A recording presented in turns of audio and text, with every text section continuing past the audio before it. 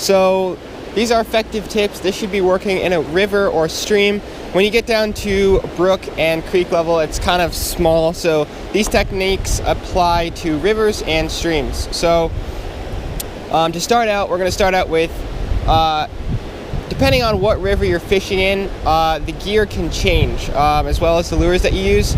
Usually this river is not like this. It's because all the snow is currently melted and we have much more water flowing through here, but usually it is much lower. So I didn't realize it was going to be so high today, so I didn't bring any of my other rods. I brought my ultralight spinning tackle, and usually this is what I'd use in a river about this size, is some ultralight gear. But if you're going to be fishing in a river like this size, you can bring practically anything. I mean, you can fish it with crankbaits, jerkbaits, pretty much anything that you want to try. So first of all, when you first get to a river or a stream, it's important to scout out before you start fishing. You want to look at your surroundings, see what you have around you. As you notice, down there is more like rapids, really. It's more like rapids down there, much more turbulent waters. It's important to take notice of things like that and to kind of map out the layout of the river. So once you've done that, you got to decide where to fish. So if you're going after trout, typically they are more of a lazy type of fish, and they like to just kind of sit in one spot, maybe move around a little bit, and just let the food come right to them by way of the current. When I say current, obviously it just means the flow of the river. As you can see, the current is going that way. So the trout will be facing this way. Their heads will be pointed that way so that the food coming down the current they can catch. If we want to take a look at where some of the trout may be, there's different ways you can kind of break up the river.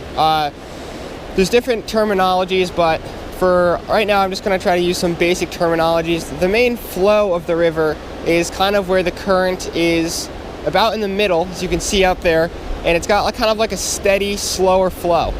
Okay, so like I said, the flow is right in the middle of the river. That's where the main current kind of is, and it's kind of a steady current. So typically that's where you'll find the big trout hanging out right in the middle there, because they kind of like to congregate around there. That's where the main flow of food is coming from. Now, what I like to call current breaks or river pools are kind of areas where, like, kind of off to the side, usually you'll have water, like maybe, like, there isn't any right here, but say like right over here, it gets a little bit calmer. There isn't really a current. There's several of those points down the river, and also fish will congregate there, but usually not big fish, because big trout need food and they need shelter. So they're going to stay deeper in. They're not going to really stay on the outsides. So you have the flow, you have the current break or the river pools, and you have the ripples, I guess you could say, or like the shallow water, where it's really shallow and usually it's close. It's just over top of the rocks, maybe like a couple inches off, or like a foot at most. So those are kind of the three very basic sections of the river. The main flow, which is in the middle, then like the sides are kind of like the shallower sides, and then you got like tide breaks or river pools. And the biggest fish, if you want to go for the biggest trout, usually they're going to be right in the middle, because they like to stay in the deeper water with cover, and that's where the most of the food is coming down. So now that we've covered where you want to fish, we're going to talk about some techniques of casting. You want to imitate the food the trout eat. So where does the food come from? It comes from upstream. So you want to cast upstream and bring your bait downwards so that it appears more natural. If the current's coming at you, you cast up. So we're going to cast up there, and then you let it kind of drift down here. So that is the same thing if you're fishing in rivers or streams. You cast up the stream and then you bring it down. Using a spinner like this, or a spoon, or anything else that sinks, you're going to have to reel in fairly fast. That's one way to do it. Another way to do it is to, if you picture a clock from where I'm standing right now, this right here, straight out would be 12 o'clock. So what we're going to do is we're going to fish from 12 o'clock all the way to 9 o'clock. And this area right here is the zone that you want to fish in. So it's anywhere from straight that way to straight across the river. If you go this way, basically you're going against the current, and that doesn't really give a good presentation. You could do that if you really wanted to, but it's just not as effective as covering from 12 to 9 o'clock. So this is the area that mainly you're going to be fishing in rivers or streams that have a current. Of course, if it's a really slow current, then you can cast whatever way you like, really. And you cover that area, and then you just keep working your way up and down the river until you find a good spot.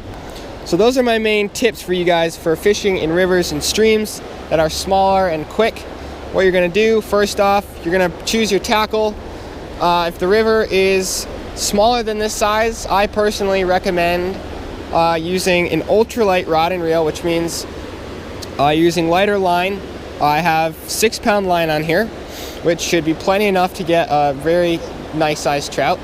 So we're going to be using ultralight stuff. We're going to be using smaller lures like spinners, spoons, small sized. And that's basically your gear for fishing rivers that are and streams that are smaller than this.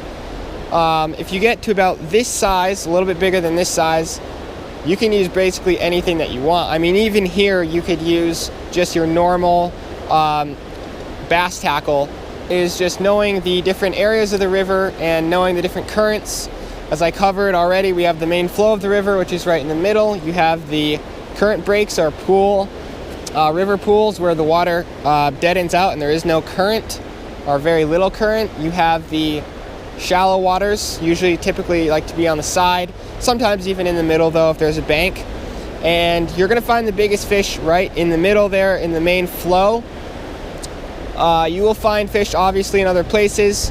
Sometimes, certain type of trout like to reside in the areas where there is a pool or there's a current break. Sometimes you'll find them there, but typically you'll find the biggest ones right smack in the middle, guys. Choosing what angle to fish at, typically you go with the current.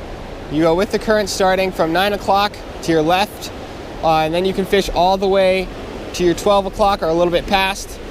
But in a river that's got a fast flow, you don't want to fish that way because it's going to take your line out that way and it's not going to give a natural presentation. So those are my tips for you guys. If you enjoyed this video, please leave a like, subscribe if you're interested in fishing content. So thank you guys for watching. Have a fantastic day. Keep fishing. Peace out, and I will see you in the next video.